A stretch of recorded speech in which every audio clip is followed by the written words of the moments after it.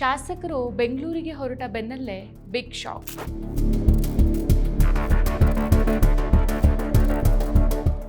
ಏನಿದು Hyderabad case? ಮತಗಳ್ಳತನದಿಂದ seat ಕಳ್ಳತನಕ್ಕೆ ಇಳಿದ BJP. ನಮಸ್ಕಾರ, ಈ ದಿನಕ್ಕೆ ಸ್ವಾಗತ. ನಾನು ಜಿಎಂ ಪವಿತ್ರ. ಮಧ್ಯಪ್ರದೇಶದ ರಾಜ್ಯಸಭಾ ಚುನಾವಣಾ ಕಣದಲ್ಲಿ ದಿಢೀರ್ ರಾಜಕೀಯ ಹೈಡ್ರಾಮಾ ಸೃಷ್ಟಿಯಾಗಿದೆ. ಕಾಂಗ್ರೆಸ್ ಅಭ್ಯರ್ಥಿ ಮೀನಾಕ್ಷಿ ನಟರಾಜನ್ ಅವರ ನಾಮಪತ್ರ ತಿರಸ್ಕೃತಗೊಂಡಿರುವುದು ತೀವ್ರ ವಿವಾದಕ್ಕೆ ಕಾರಣವಾಗಿದ್ದು, ಆಡಳಿತಾರೂಢ ಬಿಜೆಪಿ ಮತ್ತು ವಿರೋಧ ಪಕ್ಷ ಕಾಂಗ್ರೆಸ್ ನಡುವೆ ನೇರ ಜಿದ್ದಾಜಿದ್ದಿಗೆ ಹಾದಿ ಮಾಡಿಕೊಟ್ಟಿದೆ. ಒಂದ್ ಕಡೆ ಶಾಸಕರನ್ನ ಬೆಂಗಳೂರಿಗೆ ಕರೆದೊಯ್ಯುವ ಪ್ರಯತ್ನಗಳು, ಮತ್ತೊಂದು ಕಡೆ ನಾಮಪತ್ರ ತಿರಸ್ಕೃತಗೊಂಡಿದ್ದನ್ನು ಪ್ರತಿಭಟಿಸಿ ದೆಹಲಿಯಲ್ಲಿ ಕಾಂಗ್ರೆಸ್ ನಾಯಕರು ನಡೆಸಿದ ಧರಣಿ. ಹೀಗೆ ಇಡೀ ದಿನ ರಾಜಕೀಯ ಚಟುವಟಿಕೆಗಳು ಅತ್ಯಂತ ವೇಗವಾಗಿ ಬದಲಾಗ್ತಾ ಇದೆ. ಮಧ್ಯಪ್ರದೇಶದ 3 ರಾಜ್ಯಸಭಾ ಸ್ಥಾನಗಳಿಗೆ ಚುನಾವಣೆ ನಡೆಯುತ್ತಿದ್ದು, ಕಾಂಗ್ರೆಸ್ನಿಂದ ಮೀನಾಕ್ಷಿ ನಟರಾಜನ್ ಕಣಕ್ಕಿಳಿದಿದ್ರು. ಆದರೆ ಪರಿಶೀಲನೆ ವೇಳೆ ರಿಟರ್ನಿಂಗ್ ಅಧಿಕಾರಿಯೂ ಆಗಿರುವಂತಹ ವಿಧಾನಸಭಾ ಕಾರ್ಯದರ್ಶಿ ಅರವಿಂದ್ ಶರ್ಮಾ ಅವರು ಮೀನಾಕ್ಷಿ ಅವರ ನಾಮಪತ್ರವನ್ನು ತಿರಸ್ಕರಿಸ್ತಾರೆ. ಬಿಜೆಪಿ ಅಭ್ಯರ್ಥಿ ಮಹೇಶ್ ಕೇಹತ್ ಮತ್ತು ರಾಜ್ಯ ಬಿಜೆಪಿ ಪ್ರಧಾನ ಕಾರ್ಯದರ್ಶಿ ರಾಹುಲ್ ಕೊಠಾರಿ ಅವರು ಮೀನಾಕ್ಷಿ ನಟರಾಜನ್ ವಿರುದ್ಧ ಆಕ್ಷೇಪಣೆಗಳನ್ನು ಎತ್ತಿದ್ರು. ಮೀನಾಕ್ಷಿಯವರು ತೆಲಂಗಾಣದ ಹೈದರಾಬಾದ್ನಲ್ಲಿ ತಮ್ಮ ವಿರುದ್ಧ ದಾಖಲಾಗಿರುವಂತಹ ಪ್ರಕರಣದ ವಿವರಗಳನ್ನ ನಾಮಪತ್ರದಲ್ಲಿ ಮುಚ್ಚಿಟ್ಟಿದ್ದಾರೆ ಅಂತ ಬಿಜೆಪಿ ನಾಯಕರು ಆರೋಪಿಸಿದ್ರು. ಈ ಆಕ್ಷೇಪಣೆಯನ್ನ ಪುರಸ್ಕರಿಸಿದಂತ ಚುನಾವಣಾಧಿಕಾರಿಗಳು ನಾಮಪತ್ರವನ್ನ ತಿರಸ್ಕರಿಸಿದ್ದಾರೆ. ನಾಮಪತ್ರ ತಿರಸ್ಕರಿಸಿದ ಬೆನ್ನಲ್ಲೇ ಪತ್ರಿಕಾಗೋಷ್ಠಿ ನಡೆಸಿದಂತ ಮೀನಾಕ್ಷಿ ನಟರಾಜನ್ ಬಿಜೆಪಿ ವಿರುದ್ಧ ತೀವ್ರ ವಾಗ್ದಾಳಿ ನಡೆಸಿದ್ದಾರೆ. ಅಗತ್ಯ ಸಂಖ್ಯಾಬಲ ಇಲ್ಲದೆ ಇದ್ರೂ ಬಿಜೆಪಿ 3ನೇ ಅಭ್ಯರ್ಥಿನ ಕಣಕ್ಕಿಳಿಸಿದಾಗಲೇ ಅವರ ರಾಜಕೀಯ ಸ್ವರೂಪ ನಮಗೆ ಅರ್ಥವಾಗಿತ್ತು. ಈ ಹಿಂದೆ ಮತದಾರರ ಪಟ್ಟಿ ಪರಿಷ್ಕರಣೆ ಸೇರಿದಂತೆ ಹಲವು ಮಾರ್ಗಗಳ ಮೂಲಕ ಮತಗಳ್ಳತನ ಮಾಡ್ತಾ ಇದ್ದಂಥ ಬಿಜೆಪಿ ಈಗ ನೇರವಾಗಿ ಸೀಟು ಕಳ್ಳತನಕ್ಕೆ ಇಳಿದಿದೆ ಅಂತ ಆಕ್ರೋಶ ಹೊರಹಾಕಿದ್ರು. ಕಾಂಗ್ರೆಸ್ ಶಾಸಕರು ಒಗ್ಗಟ್ಟಾಗಿದ್ದಾರೆ ಎಂಬುದು ಮನವರಿಕೆಯಾದ ನಂತರನೇ ಬಿಜೆಪಿ ಕಾನೂನು ನೋಟಿಸಿನ ನೆಪವಿಟ್ಕೊಂಡು ಈ ಸಂಚನ ರೂಪಿಸಿದೆ ಅಂತ ಇವರು ಆರೋಪಿಸಿದ್ದಾರೆ. 100% ಶುದ್ಧ ಶ್ರೀಗಂಧ ಎಣ್ಣೆಯಿಂದ ತಯಾರಾಗಿದೆ. ಅಸಲಿ ಉತ್ತಮಿಕೆಯನ್ನು ಹೊಂದಿದೆ. ಮೈಸೂರ್ ಸ್ಯಾಂಡಲ್ ಸೋಪ್, ನನ್ನ ರಾಯಲ್ ಬ್ಯೂಟಿ ರಿಚುವಲ್. ಮಧ್ಯಪ್ರದೇಶದ ಮುಖ್ಯಮಂತ್ರಿ ಮೋಹನ್ ಯಾದವ್ ಈ ಆರೋಪವನ್ನು ತಳ್ಳಹಾಕಿದ್ದು, ಕಾಂಗ್ರೆಸ್ ನಾಯಕರು ಉದ್ದೇಶಪೂರ್ವಕವಾಗಿಯೇ ಪ್ರಕರಣದ ವಿವರಗಳನ್ನು ಮುಚ್ಚಿಟ್ಟಿದ್ರು.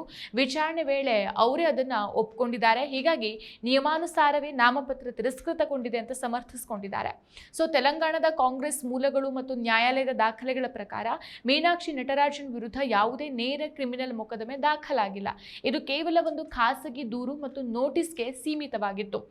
ದೂರಿನ ಹಿನ್ನೆಲೆ ಏನು ಅನ್ನೋದನ್ನ ನೋಡೋದಾದ್ರೆ, ಹೈದರಾಬಾದ್ನ ಮಾಜಿ ಕಾರ್ಪೊರೇಟ್ ಒಬ್ಬರು ಹೈದರಾಬಾದ್ ನ್ಯಾಯಾಲಯದಲ್ಲಿ ಖಾಸಗಿ ಅರ್ಜಿನ ಸಲ್ಲಿಸಿದ್ರು. ಅದರಲ್ಲಿ ಕಾಂಗ್ರೆಸ್ ನಾಯಕ ಕುಂಭಂ ಶಿವಕುಮಾರ್ ರೆಡ್ಡಿ ಅವರಿಂದ ತಮಗೆ ಜೀವ ಬೆದರಿಕೆ ಇದೆ ಅಂತ ಆರೋಪಿಸಿದ್ರು. ದೂರುದಾರರು ಈ ಹಿಂದೆ ತಮಗಾಗ್ತಾ ಇದ್ದಂಥ ಕಿರುಕುಳದ ಬಗ್ಗೆ ಅಂದಿನ ತೆಲಂಗಾಣ ಎಐಸಿಸಿ ಉಸ್ತುವಾರಿಯಾಗಿದ್ದಂಥ ಮೀನಾಕ್ಷಿ ನಟರಾಜನ್ ಸೇರಿದಂತೆ ಹಲವು ಹಿರಿಯ ನಾಯಕರಿಗೆ ದೂರನ್ನ ಕೊಟ್ಟಿದ್ರು. ಆದರೆ ನಾಯಕರು ಕ್ರಮ ಕೈಗೊಳ್ಳದೆ ದೂರು ವಾಪಸ್ ಪಡೆಯುವಂತೆ ತಮಗೆ ಬೆದರಿಕೆ ಹಾಕ್ತಿದ್ದಾರೆ ಅಂತ ಅರ್ಜಿಯಲ್ಲಿ ಉಲ್ಲೇಖಿಸಲಾಗಿತ್ತು. ಈ ಅರ್ಜಿಯ ಆಧಾರದ ಮೇಲೆ ಹೈದರಾಬಾದ್ನ ನ್ಯಾಯಾಲಯ ಮೀನಾಕ್ಷಿ ನಟರಾಜನ್ ಅವರಿಗೆ ಕೌಂಟರ್ ಅಫಿಡವಿಟ್ ಸಲ್ಲಿಸುವಂತೆ ಕೇವಲ ಒಂದು ನೋಟಿಸ್ ಅನ್ನ ಜಾರಿ ಮಾಡುತ್ತೆ. ಕಾಂಗ್ರೆಸ್ನ ಹಿರಿಯ ನಾಯಕ ಮತ್ತು ವಕೀಲ ವಿವೇಕ್ ತಂಖಾ ಈ ಬಗ್ಗೆ ಸ್ಪಷ್ಟನೆಯನ್ನ ಕೊಟ್ಟು, ಮೀನಾಕ್ಷಿ ಅವರ ವಿರುದ್ಧ ಯಾವುದೇ ಎಫ್ಐಆರ್ ದಾಖಲಾಗಿಲ್ಲ, ಕೇವಲ 10 ಕೋಟಿ ರೂಪಾಯಿ ನಷ್ಟ ಪರಿಹಾರದ ನೋಟಿಸ್ ಬಂದಿತ್ತು, ಅದಕ್ಕೆ ಅವರ ವಕೀಲರು ಈಗಾಗಲೇ ಉತ್ತರಿಸಿದ್ದಾರೆ, ಇದು ಕ್ರಿಮಿನಲ್ ಪ್ರಕರಣ ಅಲ್ಲ ಅಂತ ತಿಳಿಸಿದ್ದಾರೆ. ಆದರೆ ಬಿಜೆಪಿ ನಾಯಕರು ಕೇವಲ ದೂರಿನ ಪ್ರತಿಯನ್ನ ಮಾಧ್ಯಮಗಳಿಗೆ ಸೋರಿಕೆ ಮಾಡಿ ಗೊಂದಲವನ್ನು ಸೃಷ್ಟಿಸಿದ್ದಾರೆ ಎಂಬುದು ಕಾಂಗ್ರೆಸ್ನ ಆರೋಪ. ಇದೇ ಸಮಯದಲ್ಲಿ ಭೂಪಾಲ್ನಲ್ಲಿ ಮತ್ತೊಂದು ಹೈಡ್ರಾಮಾ ನಡೆಯಿತು. ಕ್ರಾಸ್ ವೋಟಿಂಗ್ ಭೀತಿಯಿಂದಾಗಿ ಕಾಂಗ್ರೆಸ್ ತನ್ನ 45ಕ್ಕೂ ಹೆಚ್ಚು ಶಾಸಕರನ್ನ ಬೆಂಗಳೂರಿಗೆ ಕಳಿಸೋಕೆ ನಿರ್ಧರಿಸಿತ್ತು. ಶಾಸಕರೆಲ್ಲೂ ವಿರೋಧ ಪಕ್ಷದ ನಾಯಕ ಉಮಂಗ್ ಸಿಂಘಾರ್ ನಿವಾಸದಲ್ಲಿ ಜಮಾಯಿಸಿ ಅಲ್ಲಿಂದ ವಿಶೇಷ ವಿಮಾನದ ಮೂಲಕ ಬೆಂಗಳೂರಿಗೆ ಹೊರಡೋಕೆ ಭೂಪಾಲ್ ವಿಮಾನ ನಿಲ್ದಾಣವನ್ನು ತಲುಪಿದ್ರು.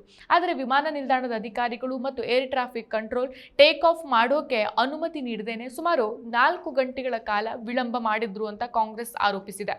ಮೊದಲ ಬ್ಯಾಚ್ನ ಶಾಸಕರು ಬೆಂಗಳೂರಿಗೆ ಹೊರಟ ಬೆನ್ನಲ್ಲೇ ಭೂಪಾಲ್ನಲ್ಲಿ ನಾಮಪತ್ರ ತಿರಸ್ಕೃತಗೊಂಡ ಸುದ್ದಿ ಬಂದಿದ್ರಿಂದ ಶಾಸಕರನ್ನ ತಕ್ಷಣವೇ ವಾಪಸ್ ಭೂಪಾಲ್ಗೆ ಕರೆಸಿಕೊಳ್ಳಲಾಯಿತು.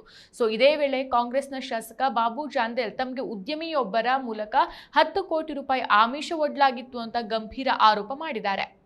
ನಾಮಪತ್ರ ತಿರಸ್ಕೃತಗೊಳ್ತಾ ಇದ್ದಂತೆ ಕಾಂಗ್ರೆಸ್ನ ರಾಷ್ಟ್ರೀಯ ಪ್ರಧಾನ ಕಾರ್ಯದರ್ಶಿ ಕೆಸಿ ವೇಣುಗೋಪಾಲ್, ಸಚಿನ್ ಪೈಲಟ್ ಮತ್ತು ಭೂಪೇಶ್ ಬಘೇಲ್ ನೇತೃತ್ವದ ನಿಯೋಗ ದೆಹಲಿಯ ಚುನಾವಣಾ ಆಯೋಗದ ಕಚೇರಿಗೆ ಧಾವಿಸಿತು. ಆದರೆ ಅಧಿಕಾರಿಗಳು ಒಳಗೆ ಪ್ರವೇಶಿಸೋಕೆ ಅನುಮತಿ ನೀಡದಿದ್ದಾಗ ನಾಯಕರು ಆಯೋಗದ ಕಚೇರಿಯ ಹೊರಗೆ ರಸ್ತೆಯಲ್ಲೇ ಕುಳಿತು ಧರಣಿಯನ್ನು ಶುರು ಮಾಡಿದ್ರು.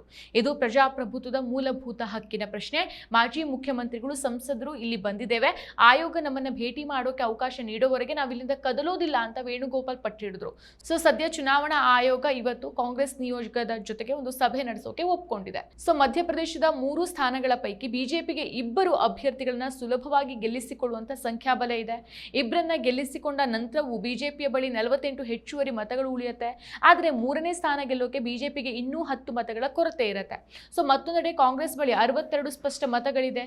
ಈ ಹಿನ್ನೆಲೆಯಲ್ಲೇ 3ನೇ ಸ್ಥಾನಕ್ಕಾಗಿ ಬಿಜೆಪಿ ಮಹೇಶ್ ಕೇಹತ್ ಅವರನ್ನ ಕಣಕ್ಕಿಳಿಸಿರೋದು ಇಷ್ಟೆಲ್ಲ ರಾಜಕೀಯ ಸಂಘರ್ಷಕ್ಕೆ ಕಾರಣ ಆಗಿರೋದು. ಸೊ ಚುನಾವಣಾ ರಾಜಕಾರಣದಲ್ಲಿ ಬಿಜೆಪಿ ನಾಯಕರು ತಮ್ಮ ಮೇಲಿರುವಂತಹ ಪ್ರಕರಣಗಳನ್ನು ಮುಚ್ಚಿಟ್ಕೊಂಡು ನಾಮಪತ್ರ ಸಲ್ಲಿಸಿರುವ ಮತ್ತು ಅಂತಹ ಆರೋಪಗಳ ನಡುವೆಯೂ ಅಧಿಕಾರ ಹಿಡಿದಿರುವಂತಹ ಹಲವು ಉದಾಹರಣೆಗಳು ದೇಶದಲ್ಲಿ ಚರ್ಚೆಗೆ ಗ್ರಾಸ ಆಗತ್ತೆ.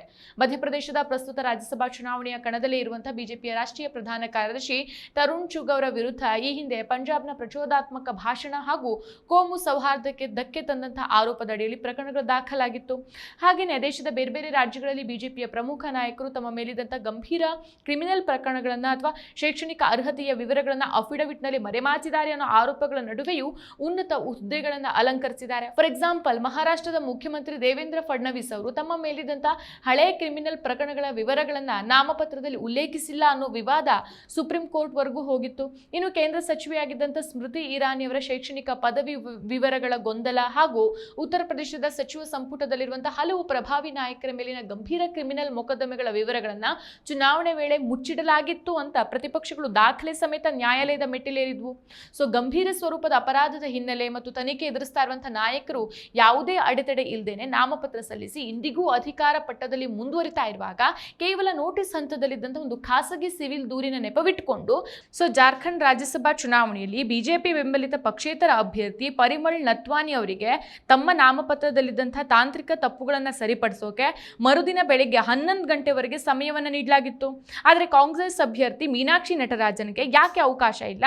ಸೊ ಚುನಾವಣಾ ಆಯೋಗ ಎಲ್ಲರ ಜೊತೆಗೆ ಸಮಾನವಾಗಿ ನಡೆದುಕೊಂಡು ತಟಸ್ಥ ಅಂಪೈರ್ ಆಗಿ ಕಾರ್ಯನಿರ್ವಹಿಸ್ತಾ ಇದೆಯಾ ಅನ್ನೋ ಅನುಮಾನ ಎಲ್ಲರಲ್ಲೂ ಮೂಡೋದು ಸಹಜ. ಸೊ ನಾಮಪತ್ರ ತಿರಸ್ಕಾರದ ವಿರುದ್ಧ ಕಾಂಗ್ರೆಸ್ ಈಗ ಕಾನೂನು ಮತ್ತು ರಾಜಕೀಯ ಹೋರಾಟಕ್ಕೆ ಸಜ್ಜಾಗಿದ್ದು, ಈ ವಿವಾದ ಮುಂದಿನ ದಿನಗಳಲ್ಲಿ ಯಾವ ತಿರುವನ್ನು ಪಡೆದುಕೊಳ್ಳಲಿದೆ ಅನ್ನೋದು ಕುತೂಹಲ ಮೂಡಿಸಿದೆ. ಮತ್ತಷ್ಟು ವಿಶೇಷ ವಿಡಿಯೋಗಳನ್ನು ನೋಡಲು ಮತ್ತು ಹೊಸ ವಿಡಿಯೋಗಳ ಬಗ್ಗೆ ತಿಳಿಯಲು ಈ ದಿನ .com ಯೂಟ್ಯೂಬ್ ಚಾನೆಲ್ ಸಬ್ಸ್ಕ್ರೈಬ್ ಮಾಡಿ ಮತ್ತು ಬೆಲ್ ಐಕಾನ್ ಕ್ಲಿಕ್ ಮಾಡಿ.